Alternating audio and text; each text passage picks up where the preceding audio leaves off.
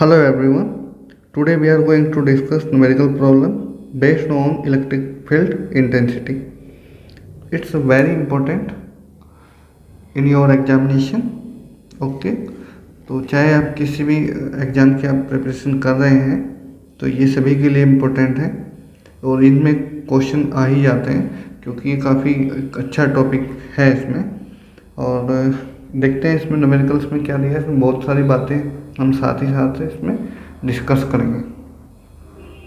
Okay, चलिए तो सबसे पहले क्वेश्चन को रीड करते हैं। 2 point charge of +16 microcoulomb and -9 microcoulomb are place 8 centimetre apart in air. Determine the position of the point at which the resultant field 0। तो हमें क्या निकालना है? रिजल्टेंट फील्ड निकालना है जहाँ पे 0 होगा, मतलब हमें कोई पॉइंट निकालना है। तो सबसे पहले जो भी हमें दिया है इसको सॉल्व करते हैं थोड़ा सा। देखिए हमें क्या मिला है। सबसे पहले इसका एक डायग्राम बनाते हैं। हमारे पास 2 चार्ज है। मान लिया हमने यहाँ पे 2 चार्ज है हमारे पास में। यहाँ पे है +16 माइक्रोकुलम और इधर है हमारा -9 माइक्रोकुलम। अभी हमें क्या करना है, और इनके जो बीच की डिस्टेंस दे रखी है वो दे रखी है 8 सेंटीमीटर। तो दूसरा क्वेश्चन ये आता है कि अगर हमें डिस्टेंस दे रखी है तो हमें एक पॉइंट निकालना है। कहाँ पे निकालना है? ठीक है, कहीं पे भी हमें इसमें बीच में कहीं भी एक पॉइंट मिलेगा जहाँ पे इलेक्ट्रिक फील्ड इंटेंसिटी 0 होगी। चाहे ये भी बोल देता कि लाइन जॉइनिंग। अब कभी कभी क्या करता है कि ऐसा बोलता है कि वो पॉइंट फाइंड आउट करो लाइन जॉइनिंग पे जहाँ पे इलेक्ट्रिक फील्ड इंटेंसिटी 0 होती है। तो कभी कभी डायरेक्ट ही बोल देता है कि determine the position of the point at which resultant field 0। तो मतलब दोनों में सेम ही आंसर हमें करना होगा। तो अब हम कहीं पे भी एक पॉइंट सपोज कर लेंगे। मान लो कि मैंने यहाँ पे एक पॉइंट सपोज कर लिया। तो इस पॉइंट को मैं कुछ भी यहाँ पे मान लो कि यहाँ पे जो पहला जो चार्ज है हमारा Q1 मतलब 16 माइक्रोकुलम, यहाँ से उसकी जो डिस्टेंस है वो मैं x मानता हूँ। तो मेरी जो बाकी जो डिस्टेंस है वो कितनी बची होगी? 8 - x बची होगी। ठीक है, ये बेसिक सी बात थी, बाकी और कुछ नहीं है। सिंपल सा इलेक्ट्रिक फील्ड इंटेंसिटी निकालना है। अब ये पॉइंट हम अगर P मानता हूँ तो मेरा पॉइंट P है ये। तो P पॉइंट पर electric field intensity due to +16 microcoulomb.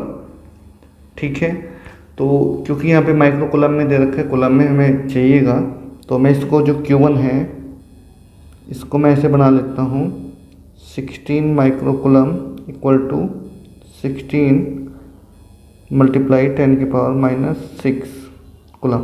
तो ये मैंने तो बना दिया इसका। अब दूसरा पॉइंट जो हमें ध्यान रखना है भाई Q2 है। Q2 को भी रिप्लेस कर लो। तो Q2 को मैंने जैसे रिप्लेस किया तो Q2 को रिप्लेस किया किससे? -9 माइक्रोकुलम जो होता है ये इक्वल टू होता है -9 मल्टीप्लाई 10⁻⁻6 कुलम। तो अभी हमारा ये आ गया। अभी उसके बाद क्योंकि हमें डिस्टेंस जो है इनके बीच की वो भी सेंटीमीटर में है तो उसको भी हम मीटर में कन्वर्ट करेंगे। तो ये जैसे हमने x सेंटीमीटर माना इसको, तो नाम दे देता हूँ मैं यहाँ पे A और B। AP x centimetre equal to हो जाएगा x मल्टीप्लाई 10⁻⁻2 मीटर। अभी उसके बाद क्या? अभी हम क्या करेंगे, जो बाकी जो PB है उसको भी निकालते हैं। PB हमारा ये है 8 - x सेंटीमीटर। इसको हमें कन्वर्ट करना है मीटर में, तो ये भी हो जाएगा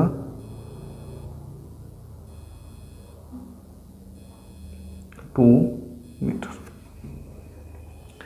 ठीक है, अब हमने कन्वर्ट कर लिया है सबको। तो अभी तो हमें क्या निकालना है? इलेक्ट्रिक फील्ड निकालना है at point P due to A। तो आप समझ गए होंगे। यहाँ पे देखो क्या दे रखा है एट पॉइंट A पे। एट पॉइंट पे क्या लगा हुआ है? Q1 चार्ज लगा हुआ है। तो Q1 चार्ज की वजह से जो भी इसमें यहाँ पे इलेक्ट्रिक फील्ड होगा वो हम देखेंगे। Electric field at P due to Q1, तो कितना होगा यहाँ पे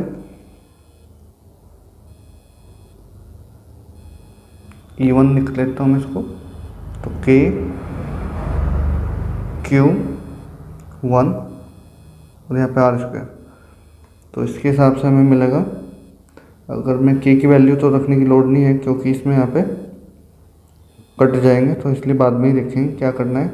और यहाँ पे हमें कोई कैलकुलेशन भी नहीं करनी है, सिंपल इसको ऐसे ही रखते जाना है वैल्यू, क्योंकि हो सकता है कट जाए तो बेकार कैलकुलेशन में टाइम वेस्ट होगा।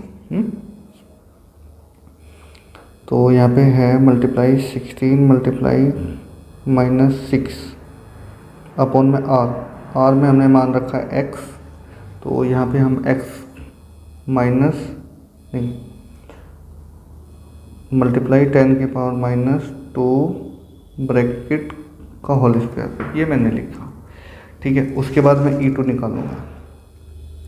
E2 को मैंने निकाला, K इसमें भी रहेगा, Q2।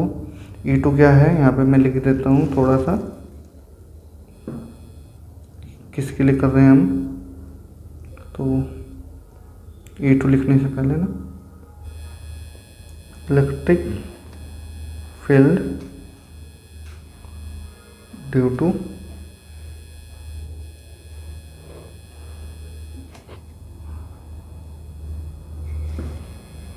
Electric field at a point P due to Q2। तो यहाँ पे इलेक्ट्रिक फील्ड है हमारा E2 और यहाँ पे क्या आएगा Q2 और यहाँ पे आएगा R²। यहाँ पे चाहे इसको 1 दे दो, इसको यहाँ पे 2 दे दो। तो यहाँ पे वैल्यू पुट करनी है हमें, K Q2 कितना है -9 है, तो यहाँ पे -9 मल्टीप्लाई 10⁻⁻6 अपॉन में R कितना है। ठीक है, अब हमने इलेक्ट्रिक फील्ड निकाल लिया है due to Q1 and Q2। तो अभी हम क्या करना चाह रहे हैं, क्योंकि एट पॉइंट P पे निकालना चाह रहे हैं। यहाँ पे क्या होता है कि जब हम किसी पॉइंट पे, यानी कि वो इक्विलिब्रियम में होगा। इक्विलिब्रियम में कब होगा कि जब हमारे दोनों साइड से जो इलेक्ट्रिक फील्ड हैं दोनों एक दूसरे के अपोजिट होंगे, मतलब उनका जो इलेक्ट्रिक फील्ड का जो सम है वो 0 हो जाना चाहिए। मतलब नेट इलेक्ट्रिक फील्ड निकालना है एट पॉइंट P पे, तो उनका सम क्या होना चाहिए, 0 होना चाहिए। ठीक है, तो हम P पॉइंट पे नेट इलेक्ट्रिक फील्ड निकाल रहे हैं, तो वो होगा हमारा 0। तो E = होता है E1 + E2, मतलब E हो जाएगा हमारा 0,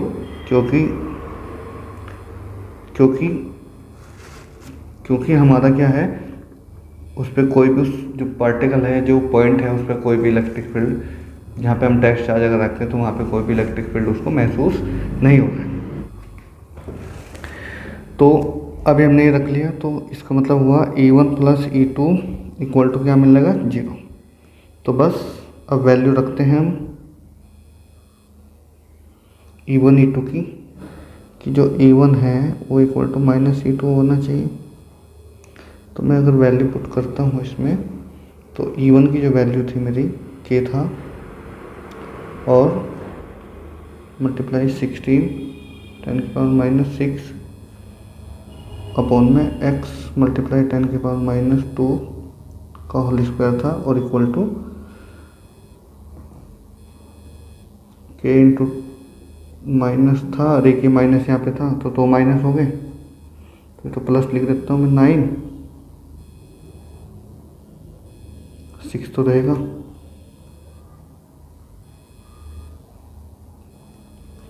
तो 6 मैंने रख दिया अपॉन में 8 - x इंटू 10⁻⁻2 का होल ब्रैकेट, ये आ गया मेरा। तो अभी देखते हैं इसमें क्या क्या कटता है। तो एक तो मेरा K कट जाएगा, मुझे तो x की वैल्यू को निकालना है ना, और यहाँ पे 10 के पावर कितना 10 की पावर माइनस 6 भी कट जाएगा। अभी मैं इसके क्या कर दूंगा, मल्टीप्लाई कर दूंगा, क्रॉस मल्टीप्लाई कर देते हैं। तो जैसे मैंने क्रॉस इसकी मल्टीप्लाई करी तो मुझे मिला 8 माइनस एक्स इंटू 10 की पावर माइनस 2 का whole square equal to 9 x multiply 10 की पावर माइनस 2 का स्क्वायर। अभी हम देख रहे हैं कि अगर मैं बहुत साइड स्क्वायर लेने की कोशिश करूँ तो मुझे बहुत साइड रूट ले सकता हूँ मैं इसका, बहुत साइड टेकिंग स्क्वायर रूट। तो क्यों ले सकता हूँ, यहाँ पे 16 है, यहाँ पे 9 है और यहाँ पे तो स्क्वायर लगा ही हुआ है तो दिख ही रहा है, तो हम वही करेंगे।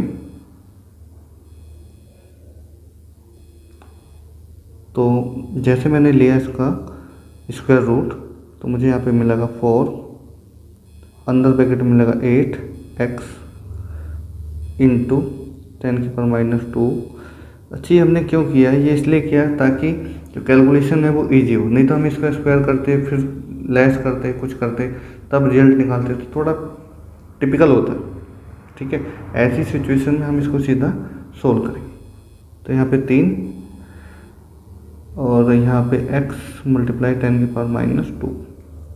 ठीक है, अब अगर मैं देखूँ तो मैं इसका ब्रैकेट खोल रहा हूँ तो यहाँ पे जो ये है ना 10 की पावर माइनस 2 भी कैंसिल आउट हो जाएगा। तो अंदर 8 की मल्टीप्लाई कर दो, ब्रैकेट में हो गई अब तो 4 8 जा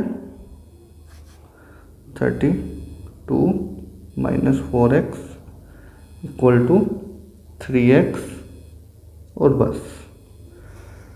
तो इसको मैं क्या कर रहा हूँ, इसको मैं उधर लेके जा रहा हूँ। ठीक है, तो यहाँ पे मैं उधर लेके गया तो मुझे मिलेगा 3x plus 4x equal to 32। ठीक है, तो अभी मेरे को ये मिला, तो उसके बाद हम क्या करेंगे, यहाँ पे 7x होगा, यहाँ पे 32 और x की वैल्यू मेरे को निकालनी है उनमें 7, तो मुझे ये मिलेगा वैल्यू x। किधर से, ये जो Q1 चार्ज है, Q1 चार्ज जो रखा हुआ था 16 माइक्रोकूलम का, उससे x इतनी डिस्टेंस पे है 32/7। तो कभी कभी ऐसा भी पूछ लेता है कि उससे इस चार्ज से कितनी डिस्टेंस पे रखें कि वहाँ पे इक्विलिब्रियम पोजीशन आ जाए। तो यहाँ पे उस चार्ज से जो वैल्यू निकालने वो इस टाइप से निकालनी होती है हमें। ठीक है, ये हमारी किससे आई, Q1 से आई, Q1 से डिस्टेंस। ठीक है, किसकी, P पॉइंट की। कभी कभी क्या बोलता है कि Q2 से डिस्टेंस बताओ P पॉइंट की, तब उस कंडीशन में हम क्या करेंगे, देखिए उस कंडीशन में हम करेंगे कि अभी जो हमारा ये है उसमें ऊपर जाए हम थोड़ा सा, आपको वहीं पे दिखाते हैं। तो जो हम मान के चले थे ना डायग्राम में, देखो ये माना था मैंने, यहाँ B से P की जो डिस्टेंस है वो 8 माइनस एक्स थी, तो मैं यही निकालूंगा। और जब मैं ये निकालूंगा तो देखो यहाँ पे क्या मिलेगा हमें। ठीक, तो हम निकालते हैं यहाँ पे डिस्टेंस, Q2 से डिस्टेंस कितनी है, तो आप देख रहे हैं तो 8 माइनस एक्स करना पड़ेगा मुझे ये Q2 से डिस्टेंस फ्रॉम Q2। तो यहाँ पे 32 मैंने निकाल दिया, 32/7 एक्स की वैल्यू निकाल दी है। यहाँ पे हम डिस्टेंस निकाल रहे हैं, तो अभी एलसीएम लेंगे, 8 7 जा 56 माइनस 32/7, तो लेस करने से मिलेगा 24/7। तो ये होगी डिस्टेंस हमारी, दो डिस्टेंस आई हैं, x आई है हमारी 32/7 और 8 माइनस एक्स जो हमें मिली है वो मिली है 24/7। तो ये में दो डिस्टेंस हमें मिलेगी। तो इसमें 2-3 क्वेश्चन बनाए जा सकते थे जो कि मैंने बता दिया इसमें, तो किस टाइप से यहाँ पे क्वेश्चन हो सकते हैं। ठीक है, और क्योंकि एक थोड़ा सा ध्यान और रखने का है, एक बात रह गई अभी देखते हैं इसको भी क्या है कि ये मैंने पॉजिटिव माना, अगर ये किसी कारण से नेगेटिव होता तो मतलब ये यहाँ पे नेगेटिव होता तब क्या होता, अगर ये नेगेटिव होता तब क्या होता। तब जो हमारा आंसर होता है। अब ये कौन सा भी सोच रहे होंगे आप, क्या यहाँ पे मैं इसकी बात कर रहा हूँ, ठीक है। यहाँ पे जो क्योंकि होल स्क्वायर था तो आपको ये थोड़ा पता नहीं होता कि स्क्वायर में माइनस का कर रहे हैं कि प्लस का कर रहे हैं। अगर वो माइनस का होता तो तब ये आता, देख लेता हूँ मैं, 32 माइनस 4x, तो यहाँ पे मिलता मैं 32 minus 4x equal to minus 3x। तो अभी मैं इसको सोल्व करता तो मुझे मिलता 3x माइनस का प्लस का 4x, अभी x इक्वल टू क्या मिलना था, 32 सेंटीमीटर। यहाँ पे भी सेंटीमीटर है और यहाँ पे भी, ठीक है। अगर मैं निगेटिव मानता तो मुझे ये मिलता, ठीक है। बाकी आंसर हमारा ठीक हो जाएगा, बाकी इसमें कोई दिक्कत नहीं है। तो अभी हम चलते हैं नेक्स्ट क्वेश्चन पे। तो अभी हम सेकंड क्वेश्चन पे आ गए, तो देखते हैं सेकंड क्वेश्चन में क्या है। ये भी काफ़ी इजी क्वेश्चन है, देखते हैं क्या है इसमें। 4 चार्ज दे रखे हैं हमें, 2 प्लस के हैं और 2 ही माइनस के हैं। तो respectively place at respectively 4 corner A B C D, और ए बी सी डी पर वो कॉर्नर पे स्क्वायर के रखे हुए हैं जिनकी साइड जो स्क्वायर है उसकी जो साइड है वो कितनी दे रखी है, ए दे रखी है। साइड क्या मिली हुई है इसमें, ए मिली हुई। तो हमें क्या करना है, इलेक्ट्रिक फील्ड निकालना है एट द सेंटर, ठीक है। इलेक्ट्रिक फील्ड कहाँ निकालना है, एट द सेंटर निकालना है। तो जो जो इसमें हमें इन्फॉर्मेशन क्वेश्चन में मिली होगी उसके अकॉर्डिंग हम यहाँ पे डायग्राम को ड्रॉ कर देंगे। मैंने डायग्राम को पहले से ड्रॉ कर रखा है। तो यहाँ पे जैसे कि आप देख रहे हैं डायग्राम है, स्क्वायर बना हुआ है A B C D E, A B C D, और यहाँ जो ओ पॉइंट है इस पर हमें इलेक्ट्रिक फील्ड निकालना है। तो जब हम इलेक्ट्रिक फील्ड को निकालेंगे तो किस टाइप से निकालेंगे, तो सबसे पहले देखेंगे कि यहाँ पे कोई इक्विलिब्रियम तो नहीं आ रहा है, कोई बैलेंस की कोई कंडीशन तो नहीं लग रही। तो उसको एक बार देखते हैं, अगर है तो ठीक है, नहीं है तो फिर कोई बात नहीं, सोल्व करते हैं। तो हम यहाँ देख रहे हैं कि यहाँ पे अगर कोई टेस्ट चार्ज रखा होता तो यहाँ पे प्लस है, तो प्लस है तो ये इसको रिपेल करता तो यहाँ पे एक इलेक्ट्रिक फील्ड होता। इलेक्ट्रिक फील्ड कितना आता, अगर मैं देखूँ तो अगर मैं देख रहा हूँ तो यहाँ पे इसके कारण से, किसके, ए के कारण से मुझे मिलेगा इलेक्ट्रिक फील्ड ए, ई ए, ठीक है। चलो उसके बाद इधर आ जाओ, बी पे जाओ, बी पे पॉजिटिव चार्ज रखा हुआ है, यहाँ पे भी पॉजिटिव होगा तो रिपेल करेंगे तो यहाँ पे इलेक्ट्रिक फील्ड ई बी होगा। उसके बाद फिर क्या, उसके बाद आगे थोड़ा और बढ़ो, सी पे जाओ, सी पे हमारे पास माइनस चार्ज रखा हुआ है, ये क्या करेगा, उसको अट्रैक्ट करेगा तो यहाँ पे ई और सी लगाना पड़ेगा। उसके बाद डी पे जाओ, डी पे गए तो हमें पता लगा कि यहाँ पे भी माइनस चार्ज रखा हुआ है, तो माइनस चार्ज क्या करेगा, इसको फिर से वो अट्रैक्ट करेगा तो वो ई और डी। तो ये हमारे इलेक्ट्रिक फील्ड निकल गई डायरेक्शन। तो सबसे पहले हमने इलेक्ट्रिक फील्ड की डायरेक्शन को निकाला है, और फिर हम देखेंगे क्योंकि सब पे चार्ज क्यू ही लगा हुआ है, बस प्लस और माइनस में डिफरेंस है। तो इसका मतलब क्या, इसका मतलब ये है कि जितने भी इलेक्ट्रिक फील्ड हैं वो सब आपस में इक्वल होंगे, बट उनकी डायरेक्शन डिफरेंट होगी। यहाँ पे सारे इलेक्ट्रिक फील्ड आपस में इक्वल थे, तो यहाँ पे E A equal to E B equal to E C equal to E D. तो ये है हमारे इलेक्ट्रिक फील्ड। ये किसके इक्वल मान ली जाए, के क्यू आर स्क्वायर। आर क्या है, यहाँ पे आर भी सेम है ना, ये हमारी आर है और ये सेम है, तो यहाँ पे इलेक्ट्रिक फील्ड भी सेम होंगे, ठीक है। तो डायरेक्शन के हिसाब से बाद में इसको सोल्व कर देंगे। तो पहले तो जनरल हम यहाँ पे निकाल देते हैं, जनरल इलेक्ट्रिक फील्ड इंटेंसिटी को निकालते हैं। तो क्यू की वैल्यू कितनी दे रखी, क्यू ही है तो सेम मिलेगा, और डी निकालना पड़ेगा, ये आर निकालना पड़ेगा, और आर यहाँ से यहाँ तक का है, तो यहाँ पे हम आर जो निकालेंगे वो d/√2 आएगी कैलकुलेशन से, ठीक है। देखो कैसे आती है, पहले वही निकालते हैं। यहाँ पे क्या होगा कि जो मानो कि इस टाइप से है, ठीक है। अब दोनों क्या है, इक्वल है। हमें नहीं पता ये क्या है, ये आर है, ये भी आर है, ये ए है। अभी सिंपली निकाल सकते हैं। ए पाइथागोरस थ्योरम लगाया था, r square plus r square equal to किसके होगा, ए स्क्वायर के। और यहाँ पे देखें तो 2r square equal to a square. अगर मैं यहाँ से निकालूँ तो r square equal to a square by 2।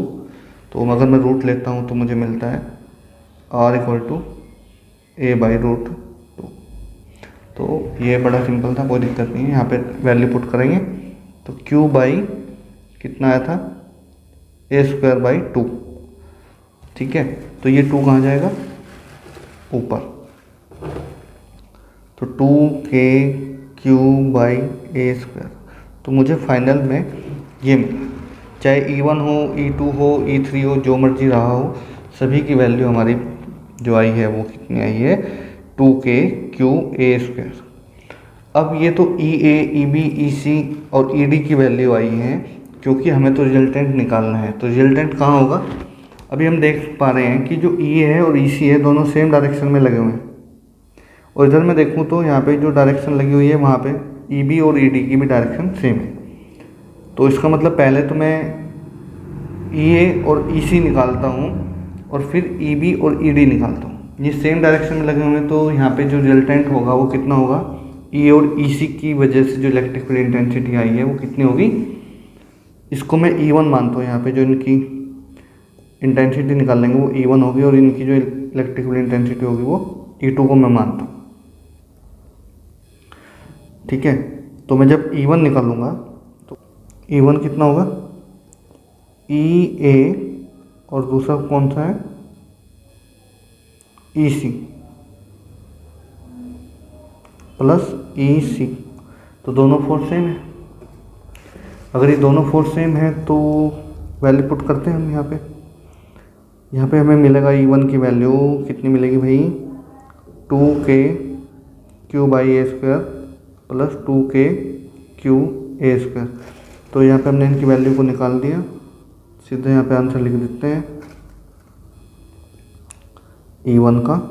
तो यहाँ पे आएगा 4k q a स्क्वायर। ये मेरा क्या निकला, E1 निकला। तो इसी तरह से हमें क्या निकालना है, E2 निकालना है, और ये भी यहाँ पे सिमिलर ही आने वाला है। तो यहाँ पे होगा EB प्लस ED। यहाँ पे अगर निकालेंगे तो E2 निकल लेगा, और E2 को निकालने के लिए हमें क्या सेम प्रोसेस को रिपीट करना है। तो इसलिए हम सेम रिपीट तो नहीं करेंगे प्रोसेस को, सीधा मैं आंसर लिख देता हूँ सिमिलर करके। तो हमारा E2 भी आ गया। अब दूसरी पॉइंट क्या है कि जब हमारा E1 और E2 आते हैं, तब उसके बाद में जब ये E1 और E2 आ गया है, ये E1 आ गया और ये E2 आ गया, तो अभी ये दो फोर्स इस टाइप से लगे हुए हैं इलेक्ट्रिक फील्ड। तो इनका दोनों का भी E1 और E2 का भी रिजल्टेंट हमें निकालना पड़ेगा। तो जैसे हम यहाँ पे इलेक्ट्रिक फील्ड इंटेंसिटी निकाल रहे हैं, दोनों का रिजल्टेंट निकालेंगे, उसको बोलो E। ठीक है, तो मैं आगे ही बताऊँगा इसको। ठीक है, कैसे यहाँ पे बना होगा ये। तो यहाँ पे हमने ऐसे करके ऐसे ये मानो E1 है और ये मानो तो E2 है। अभी यहाँ पे E1 और E2 निकल गए और यहाँ पे हमें सोल्व करना है। तो सीधा मैं यहाँ पे अगर ये 90 डिग्री पर लगे हों और ये E1 निकालना हो, E1 E2 दोनों सेम हो, तो यहाँ पे एक ट्रिक आती है जो कि हम उसका इस्तेमाल करेंगे। तो तब हम जब E निकालते हैं तब वो √2 E1 और E2 में से कोई एक यूज़ करते हैं। ठीक है, क्योंकि दोनों की वैल्यू सेम होगी। तो यहाँ पे हम √2 multiply 4k q by A square ये हम लिखेंगे। ठीक है, बाकी हमारा आंसर हो जाएगा। अगर हमें इसकी डायरेक्शन निकालनी हो तो इतना यहाँ पे इलेक्ट्रिक फील्ड इंटेंसिटी आएगी सेंटर पे। उनका हमने रिजल्टेंट को फाइंड आउट कर लिया है। तो अभी आप अगर यहाँ पे निकालना चाहें कि कितने एंगल पे लगा होगा, तो ये आप एंगल सीधा सीधा भी आप बता सकते हैं कि आप 90, कहीं ऐसा तो है नहीं कि रिजल्टेंट कहीं इधर उधर लगेगा, क्योंकि दोनों फोर्स इक्वल हैं। तो इसलिए यहाँ पे जो एंगल है वो भी इक्वल ही होंगे, और इक्वल होंगे तो यहाँ पे 45 एंगल यहाँ पे बनेगा। ठीक है, तो किसी एक के साथ में भी निकाल दो, मतलब इनके बीच का एंगल निकालना है तो क्या होता है रेशो, तो ये भी मैं बता देता हूँ यहाँ पे। कोस, इसको मानो बीटा है ये, तो ये अल्फा ही मान सकते हैं, ऐसा कुछ है नहीं कि बीटा ही मानना है, तो कुछ भी आप जो भी आपको अच्छा लगे ले सकते हैं। मेन चीज़ क्या है कि प्रॉब्लम सॉल्व होनी चाहिए, तो छोटा पहले बड़ा नीचे, तो ये किया। तो यहाँ पे हम देख रहे हैं, तो यहाँ पे √2 का अंतर है, बाकी सब सेम है ना। तो अगर यहाँ पे कोस बीटा में निकालूँ तो यहाँ पे 4k³ और अपोन में क्या आ जाएगा √2 4k³/a²। इससे ये गया तो मुझे मिला 1/√2। तो 1/√2 किसकी होती है कोस में वैल्यू, तो हमें पता है 45 की होती है। तो cos beta equal to cos 45 degree, तो बीटा इक्वल टू क्या मिलेगा 45 डिग्री। ऐसे भी हम निकाल सकते हैं, ये जनरल फॉर्मूला था। अभी हम चलते हैं सेकंड, ये थर्ड क्वेश्चन पे।